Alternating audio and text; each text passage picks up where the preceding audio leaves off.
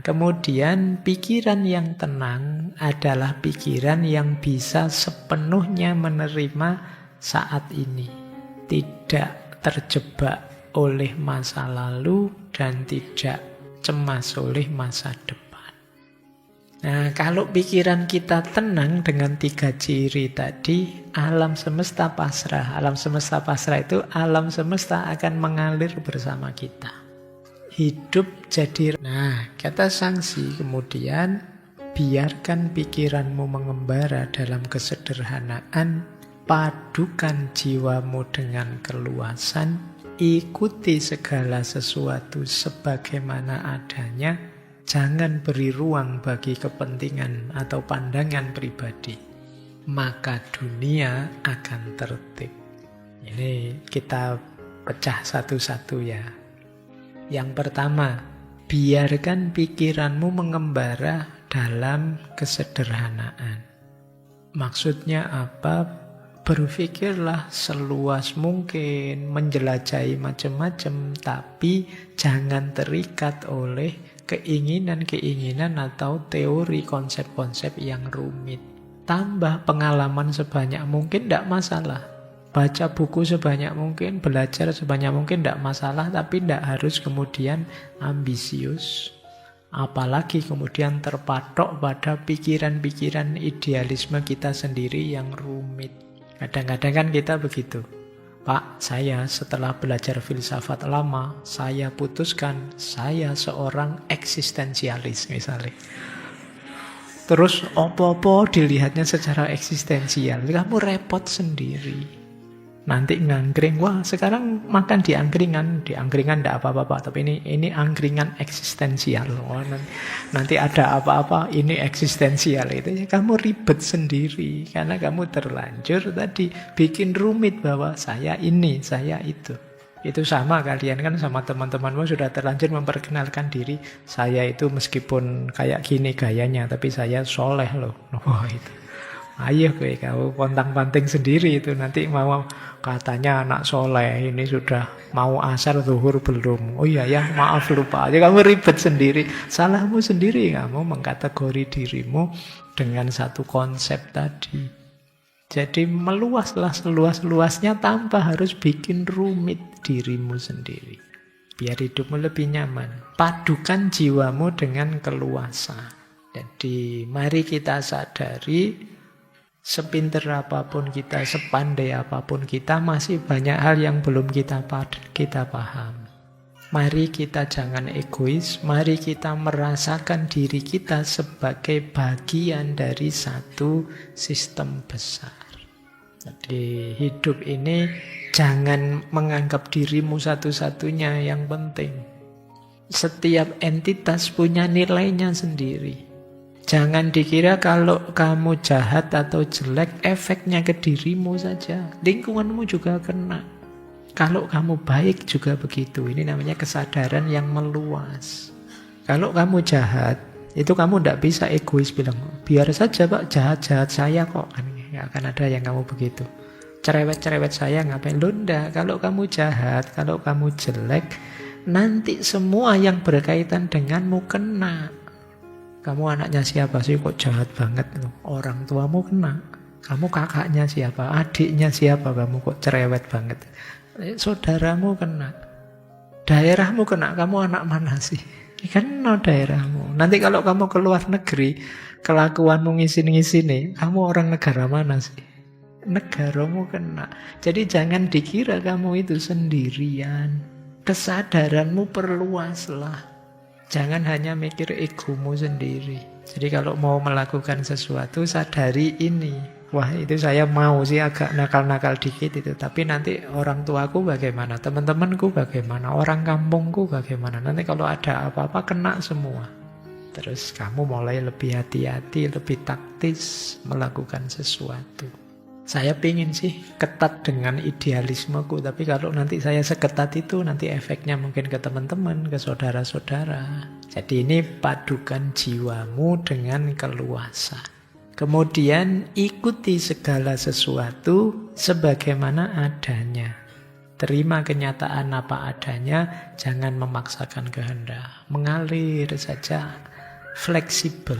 Kemudian jangan beri ruang bagi pandangan pribadi. Pandangan pribadi itu maksudnya jangan hanya mementingkan diri sendiri. Lihatlah segala sesuatu secara lebih objektif. Perspektif kita tidak selamanya benar. Kalau kita bisa 1, 2, 3, 4 ini, maka dunia akan tertib. Berpikir yang tidak terlalu bikin rumit, jiwa yang luas, tidak egois, menerima kenyataan apa adanya, tidak memaksakan kehendak, dan objektif. Tidak hanya mikir kepentingan sendiri. Dunia ini maka akan tertib. Kalau kita bisa melakukan ini, pada akhirnya, kata Sangsi, bagi pikiran yang tenang, seluruh alam semesta pasrah. Jadi kata beliau, ayo kita punya pikiran yang tenang, yang tidak sibuk terus-menerus. Cirinya apa? Yaitu ada beberapa narasi sebenarnya, syarahnya quotes ini. Pikiran tenang itu pikiran yang bebas dari kerisauan dan kecemasan. Ciri pertama. Ciri kedua, pikiran tenang itu pikiran yang tidak terikat. Diingat-ingat ya, tidak terikat. Bukan berarti tidak punya. Punya sih, tapi tidak terikat. Tidak terikat itu fleksibel saja. Tidak terikat pada keinginan, penilaian, atau pikiran yang berlebihan. Ya tetap berpikir, ya tetap menilai, ya tetap punya keinginan, tapi tidak terikat. Segala sesuatu ya ada ruang dan waktu dan menyesuaikan situasi. Kalau situasi berubah ya kita ikut berubah. Ini yang membuat pikiran kita tenang. Karena kadang-kadang pikiran kita ada di tahun berapa, kita sekarang ada di tahun berapa. Banyak pikiran-pikiran yang sudah tidak nyambung lagi dengan situasi. Yang dulu kalian anggap dahsyat luar biasa, mungkin hari ini sudah kehilangan relevansinya. Kalau tidak percaya, coba kalian yang pernah punya buku harian, kalian baca lagi buku harianmu zaman dulu. Itu mesti isinya lucu-lucu. Aduh, saya kok gini ya dulu nulisnya, kok malu saya. Loh, padahal dulu nulisnya sambil nangis-nangis itu. Sekarang kamu membacanya malu. Kenapa? Ya situasi berubah. Bayangkan kalau kamu masih seperti yang dulu itu, kamu tidak berkembang, situasinya berubah. Bukan berarti tulisanmu keliru atau salah. Pada zamannya itu memang luar biasa, menggetarkan bagimu. Sekarang sudah beda. Itu pikiran. Kemudian pikiran yang tenang adalah pikiran yang bisa sepenuhnya menerima saat ini. Tidak terjebak oleh masa lalu dan tidak cemas oleh masa depan. Nah, kalau pikiran kita tenang dengan 3 ciri tadi, alam semesta pasrah. Alam semesta pasrah itu alam semesta akan mengalir bersama kita. Hidup jadi rasanya nyaman, harmonis. Jadi karena kita bisa menyesuaikan.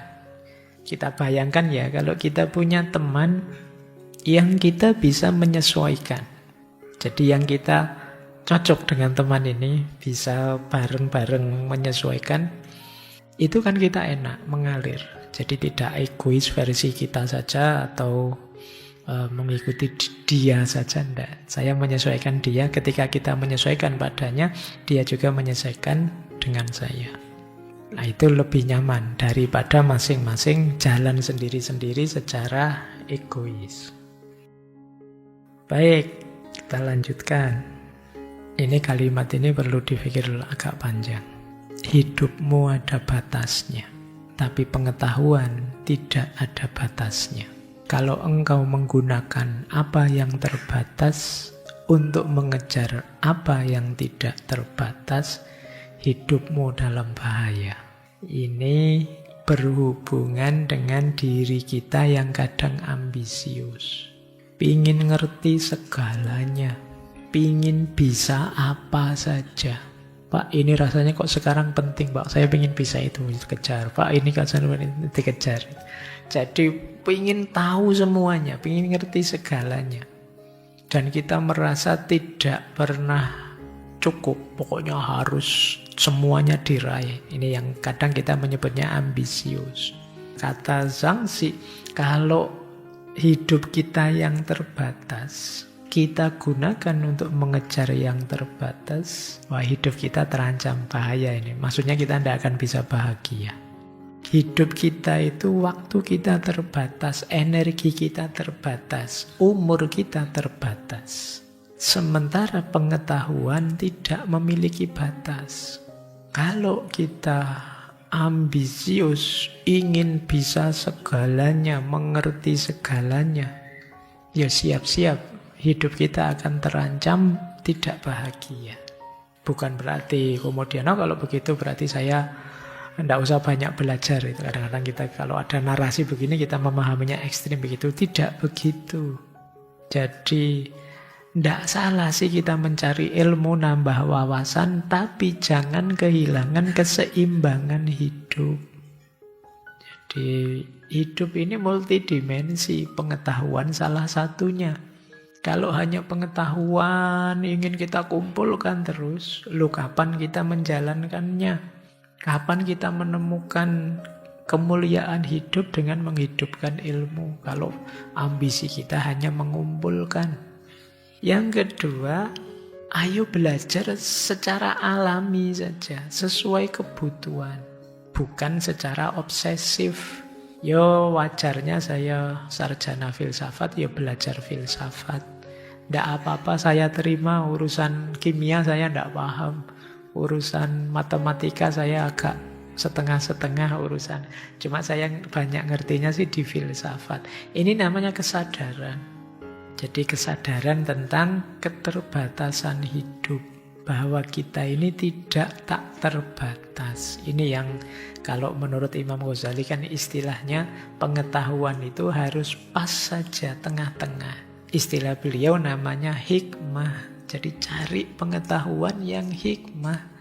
Kalau sekedar pengetahuan banyak. Apalagi sekarang kalian buka situs buku apa saja akan bisa.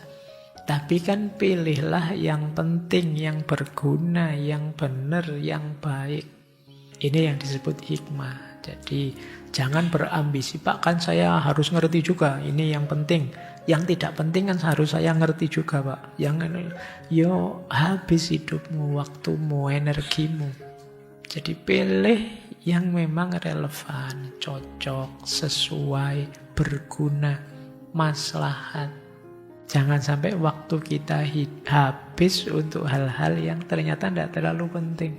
Waktu kita terbatas, energi terbatas, umur kita juga terbatas. Bahkan diri kita terbatas. Ini kalimat beliau selanjutnya yang untuk menegaskan itu. Seekor katak di sumur tidak dapat membahas samudra. Sebab dia terbatasi oleh ukuran sumur. Serangga musim panas tidak bisa membahas es. Karena dia hanya tahu musimnya. Wong dia hidupnya di musim panas. Pikiran ilmuwan yang sempit tidak dapat membahas tahu. Sebab dia terbatasi oleh teori-teorinya. Sekarang engkau telah keluar dari lembahmu dan melihat lautan luas. Engkau mengenal kelemahanmu, sekarang saatnya membahas prinsip-prinsip besar bersamamu.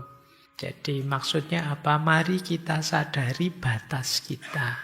Kemudian kalau sudah itu, ya kita lebih terbuka untuk memperluas batas kita pelan-pelan, tidak masalah. Tapi tetap kita sadari kita itu ada batas. Pemahaman kita itu kan terbatasi oleh pengalaman kita, pengetahuan kita. Tidak usah kaget misalnya di YouTube, Pak, kalau tokoh ini kok bilangnya begini, tokoh itu bilangnya begitu. Masing-masing tokoh ini menjelaskan sesuai pengalaman mereka, sesuai guru yang mereka percaya, sesuai buku yang mereka baca.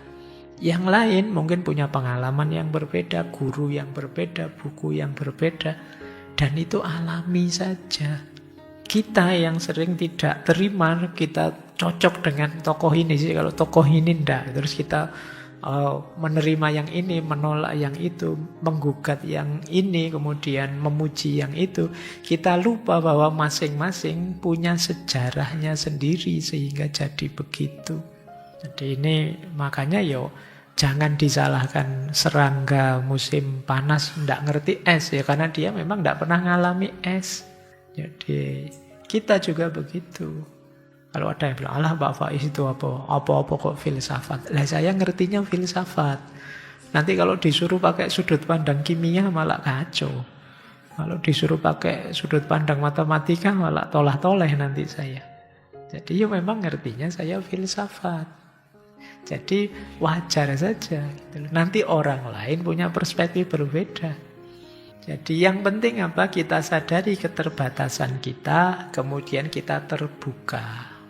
Terbuka itu ini loh Pak, sampean kan ngertinya filsafat. Kalau dari sisi ilmu psikologi itu begini loh Pak. Oh kalau dari sisi ilmu biologi itu begini loh Pak. Ini kita terbuka menerima masukan. Jadi ini sikap mental ideal menghadapi pengetahuan tadi. Karena isinya pengetahuan itu kan bagian yang nanti kita puasai tadi. Kita cari yang penting, yang berguna, biar waktu kita tidak habis. Kita sadari keterbatasan kita, kemudian kita terbuka untuk mendapatkan masukan-masukan. Kita lanjutkan.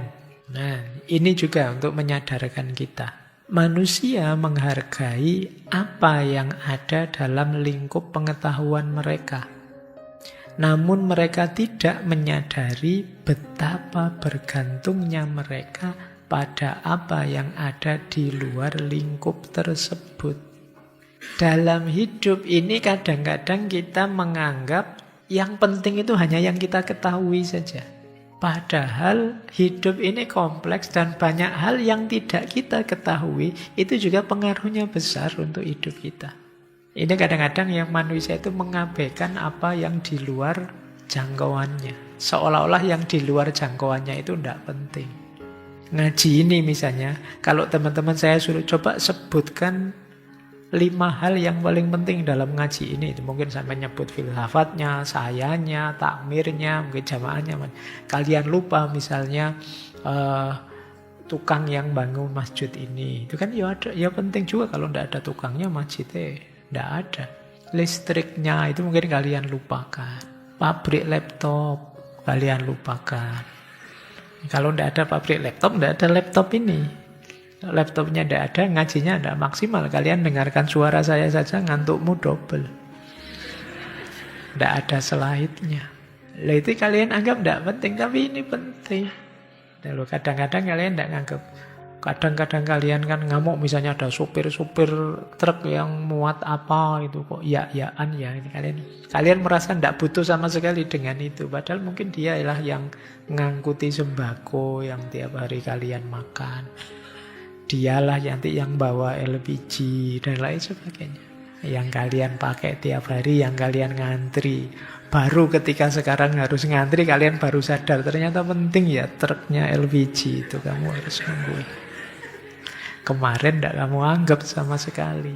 Nah, ini jadi kita itu sering menganggap penting apa yang kita ketahui. Kita lupa ada banyak hal yang luput dari pengetahuan kita, dan itu juga penting. Maka jangan dikira hal penting itu hanya yang kalian anggap penting saja. Ada banyak hal lain yang luput dari jangkauanmu, yang kadang kau anggap tidak penting. Itu kuasanya Tuhan ya. Itu justru dari situ hidup ini bisa tetap berjalan. Tanpa itu semua sekompleks itu, dunia ini tidak seperti ini. Bayangkan kalau dunia ini berputar sejauh yang kita tahu dan kita anggap penting saja, itu mesti kacau sudah. Untungnya meskipun tidak muncul sama sekali di kepala kita, tetap berjalan juga. Jadi tidak pernah terbayangkan oleh kita, padahal itu penting, dan itu tetap juga berjalan. Sampai termasuk mungkin binatang-binatang paling kecil, apa yang itu mungkin secara tidak langsung ada efeknya. Ya, bahkan termasuk binatang-binatang pengurai yang ada di kamar mandimu, itu kan kamu tidak pernah jadi hitunganmu. Bayangkan kalau dia tidak berfungsi. Wow, itu WC-mu tidak ada 1 bulan penuh. Itu kan ya mengacaukan ritme hidupmu. Tapi selama ini itu tidak jadi bahan pertimbanganmu. Mari kita sadari ini. Jadi manusia menghargai apa yang ada dalam lingkup pengetahuan mereka, namun tidak menyadari betapa bergantungnya mereka pada apa yang di luar lingkup tersebut. Nih, kita sering tertipu oleh ilusi pengetahuan kita yang terbatas. Kita lanjutkan. Ini menarik ilustrasi beliau. Tadi sudah ada ilustrasi bayi, ada ilustrasi cermin, sekarang ilustrasi kapal. Ketika seseorang menyeberangi sungai dan sebuah sampan kosong menabrak perahunya, bahkan meskipun dia seorang pemarah, dia tidak akan marah. Tapi kalau dia melihat ada orang di atas sampan itu, dia baru akan marah, meneriaki orang itu agar minggir. Kalau tidak terdengar teriakannya, dia akan berteriak lagi dan lagi, lalu maki-maki. Semua itu terjadi karena ada orang di atas sampan. Kalau engkau dapat mengosongkan kapalmu, menyeberangi sungai dunia, tidak seorang pun akan menentangmu. Tidak seorang pun akan menyakitimu. Kita bayangkan ya, satu ketika kita naik perahu atau naik kapal, tiba-tiba ada perahu lain mendekat, nyenggol kapalmu. Itu begitu kamu lihat perahu yang mendekat tadi kosong, kamu yang tadinya mau ngamuk kan tidak jadi ngamuk. Oh ya perahu ini kosong, mungkin kena angin ya sampai ke sini. Hal yang sama terjadi begitu kamu lihat di atas perahu itu ada orang, mesti kamu akan misuh-misuh sudah. Ya kan, dasar, ndak hati-hati, ndak ngerti bahwa matanya ditaruh di mana gitu. Kamu akan begitu. Jadi ini satu narasi tentang sesuatu yang terjadi secara alami dan hubungannya dengan ego. Kalau tiba-tiba ada hujan deras, kemudian kita basah kuyup, kan kita ndak marah sama hujan. Tapi kalau temenmu bawa ember terus kamu digebyur dari belakang, basahnya sama, tapi kan kamu ngamuk. Kenapa begitu? Karena ada orangnya. Orang itu simbol ego.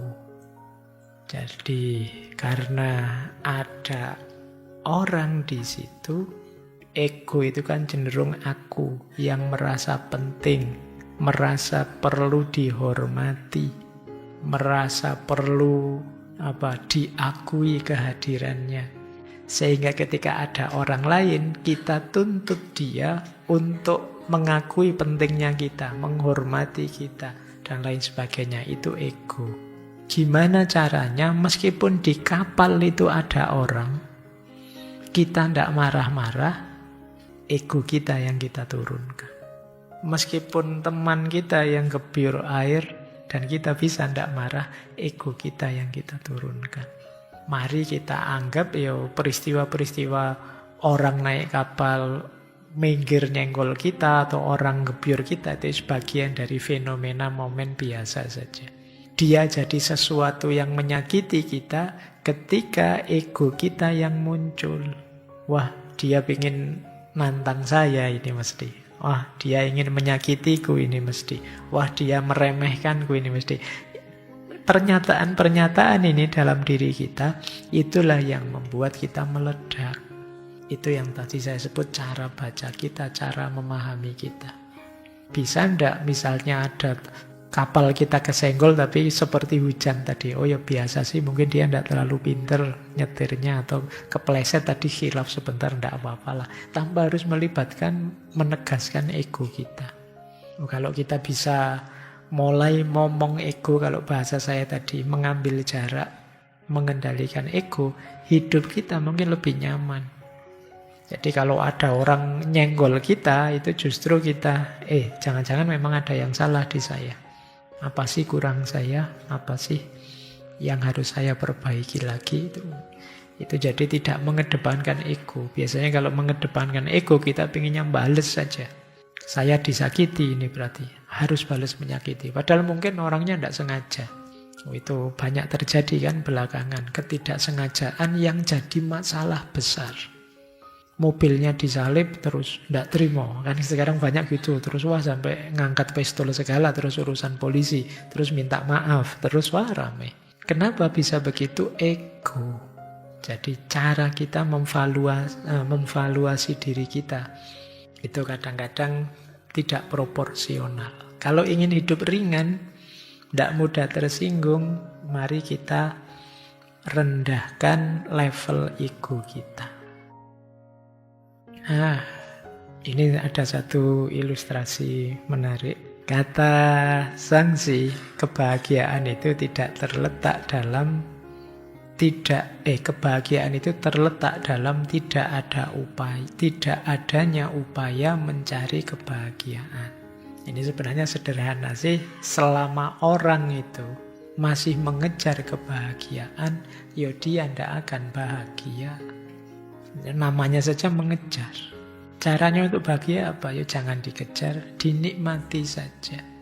Diterima saja situasi dan kondisi saat ini. Tapi kan kadang-kadang rasanya pahit, Pak. Level bahagiamu luar biasa kalau dalam kepahitan pun kamu bisa nyaman. Masih bisa bahagia. Ya nanti ini sebenarnya lagi-lagi ada hubungannya dengan ego. Jadi kemampuan kita mengontrol aku, diri kita sendiri. Ini lanjutannya ego tadi ya.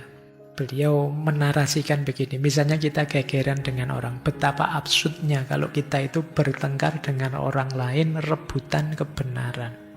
Misalnya, kata Zhangzi, kamu dan saya bertengkar. Jika kamu mukul saya, apa itu berarti kamu benar dan saya salah? Jika saya yang memukul kamu, apa itu berarti saya benar dan kamu yang salah?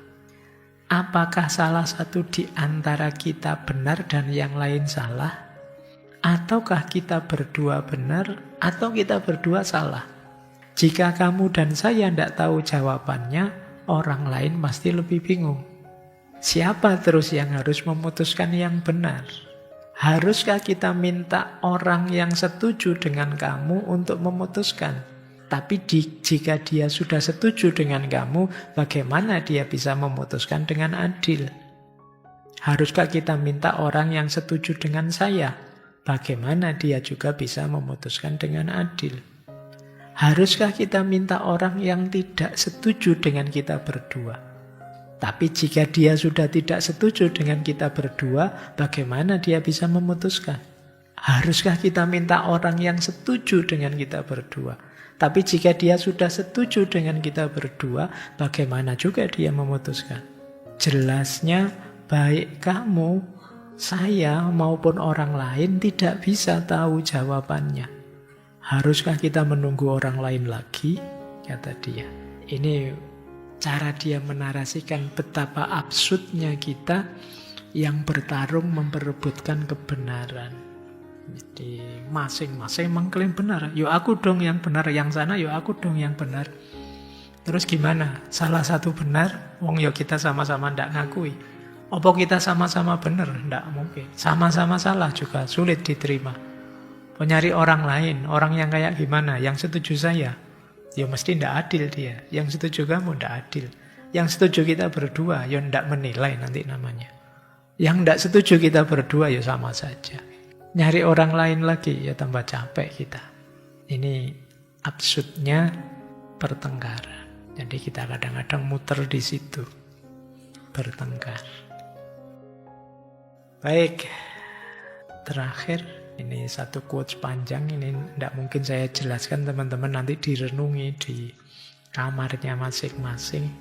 Ini ada 24 hal yang mungkin jadi bahan puasa kita.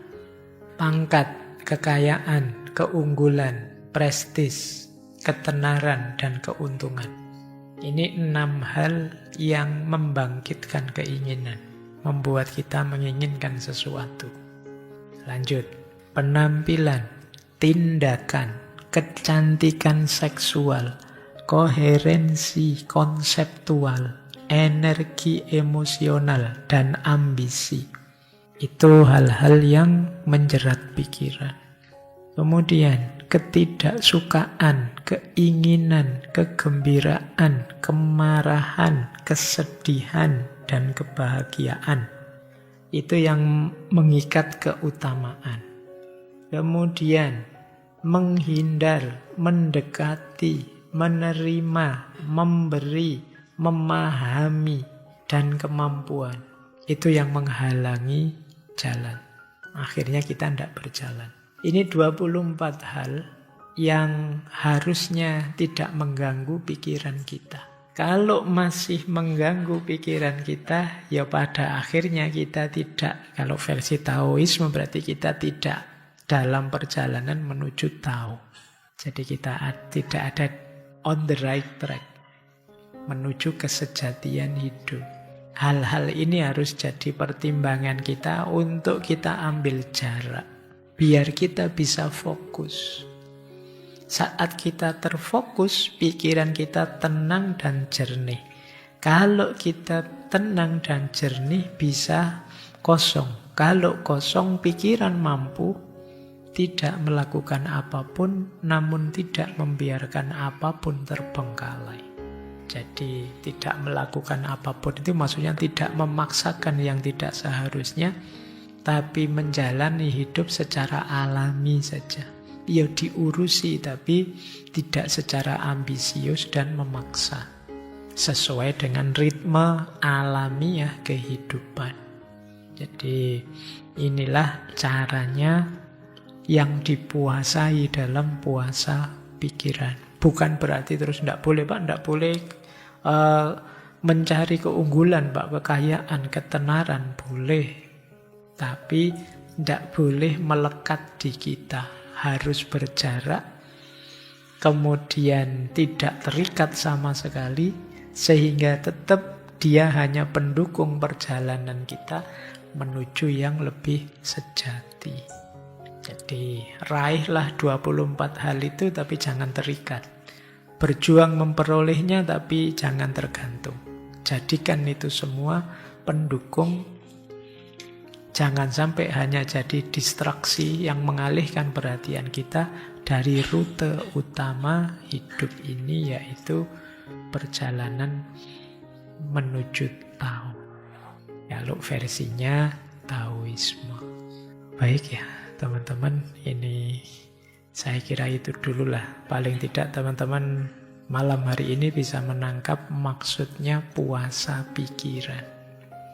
Bagaimana kita bisa sepenuhnya mengendalikan hati dan pikiran kita sehingga kita masih selalu ada di jalur yang benar, hidup secara harmonis meskipun tetap terarah ke yang lebih hakiki. Nah, semoga nanti di bulan puasa kita pelan-pelan bisa melakukan puasa pikiran ini biar penyakit insecure dan overthinkingnya bisa terobati. Baik, saya kira itu dari saya malam hari ini. Kurang lebihnya mohon maaf. Wallahul muwaffiq, wallahu a'lamu bissawab. Wassalamualaikum warahmatullahi wabarakatuh.